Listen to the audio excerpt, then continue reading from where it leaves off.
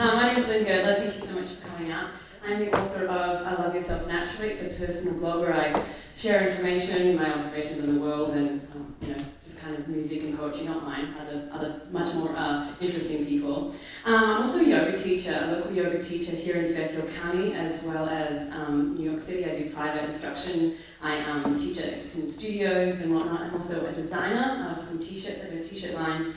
And I'm a wedding celebrant, among many other things. I'm also a writer, and a frustrated writer, sometimes a very happy writer. And mostly I do some blog posts and I do social media for other companies, but lots and lots of different things here.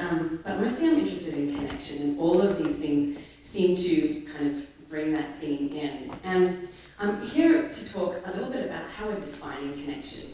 You know, we're really in an age where we're being marketed to. People are being told that never before have we been more connected. You know, I can have a thought, I can send that thought in 5 seconds, somebody gets it. I can pull up my computer, talk to my niece and nephew, it's fabulous, and it's absolutely fabulous that I can connect to them in this way, or actually, be with them in that way. But I'm wondering, and I'm starting to think that maybe we're in an age where we're the most disconnected, and how are we really defining this idea of connection? Because we don't have to speak to each other, we don't have to touch each other, we don't have to let anybody down. We can just send these things, we can sort of hide behind these devices, and it's convenient, and it's very easy. But we don't get to experience sometimes this, very human experience of disappointment and being honest, as you can see. How many times have people break up with each other, people get fired through email. We don't have to have this sort of scrappiness of being human anymore. We can just hide behind these devices. And I think that there's something a little sad. And I just recently reminded of this too. I just went to India for 3 months. And India is a full contact country. If you've ever been there, it is a country of connection. You can't get away from people.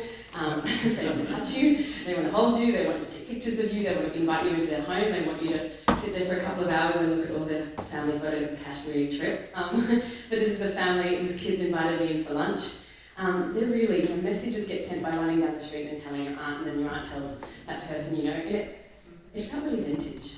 It felt really like that way that we learned connection as children. We learned connection through touch, through speaking with each other, through inconvenience other people to get what we needed, And there was a story while I was in India that's really stuck with me. I was on a train from Mysore to Bangalore.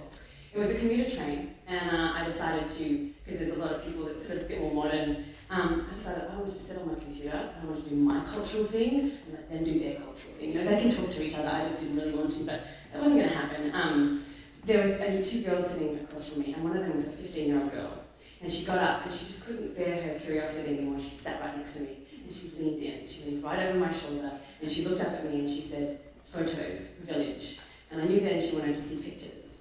And so I showed her some pictures, and after a little bit of time, she got a bit bored, and then I got a bit bored, and we shut down the computer. And then she picked up my journal, and she started opening up my journal, just reading it. And I thought, my goodness, if this was the States, it would have been a riot. And so anyway, a little bit of time went by, and it got quiet, but everybody, the train was filling up, and people were chatting. Suddenly, this young girl fell asleep on my shoulder, and I just felt her she was 15, And she fell asleep on my shoulder, and I thought, I should probably Instagram this and put it on Facebook and then tweet it out, and no, actually, I thought I should put my arm around her. And so I did. And I pulled her in close. And her dad looked at me, and I looked at him, and we had this, knowing, this is good. And then the train filled up with conversation. And people didn't know each other, and food got passed around. And, and I thought, this is connection. This is what it really means to connect, it has a feeling. It's something very visceral. And I'm wondering in our busy lives, what is the danger of how we're defining connection? And as we become more wired, how are we defining connection to the next generation? Because it's not often convenient. Sometimes you get a little impatient. And sometimes it doesn't happen immediate, but real connection, you feel it, it lingers, and it's something that we have that we can't lose. And I think we have to continue to redefine what it means to connection, to define connection and how we teach our children connection. And it has joy.